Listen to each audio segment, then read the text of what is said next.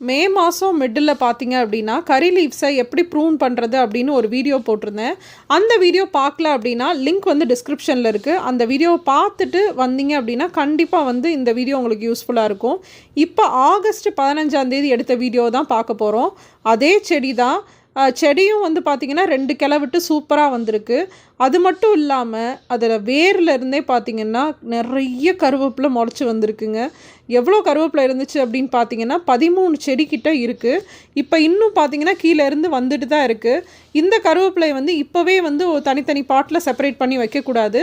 At least வந்து ஓரளவுக்கு வளர்ந்ததுக்கப்புறம் தான் செப்பரேட் பண்ணி வைக்கணும். நான் வந்து அடுத்த சம்மரில் தான் அதை வந்து பண்ணலாம் அப்படின்ட்டு இருக்கேன். கறி லீவ்ஸ்க்கு வந்து நிறைய வீட்டிலையே இருக்க இயற்கையான ஃபர்டிலைசர்ஸ் கொடுத்தோம் அப்படின்னா இந்த மாதிரி சூப்பராக நிறைய பேபிஸ் விட்டு நல்லா வளரும். அந்த ஃபர்டிலைசர் வீடியோவுமே நம்ம சேனலில் அப்லோட் பண்ணியிருக்கேன். இன்னும் நிறைய ஃபர்டிலைசர்ஸ் வந்து நான் வீட்டில் இருக்க நம்ம கிச்சன் வேஸ்ட்லேருந்தே யூஸ் பண்ணுவேன். அதெல்லா வீடியோஸும் வந்து நம்ம சேனலில் இனி ஒன்றா அப்லோட் பண்ணுவேன். கண்டிப்பாக சப்ஸ்கிரைப் பண்ணி வச்சுக்கோங்க. அடுத்து வின்டர் வேறு வரப்போகுது. ஸோ வின்டர் கேரு எல்லாமே வந்து நம்ம சேனலில் வரும். கண்டிப்பாக சப்ஸ்கிரைப் பண்ணி வச்சு உங்கள் சப்போர்ட்டை கொடுங்க. இன்னொரு வீடியோவில் பார்க்கலாம். பாய்.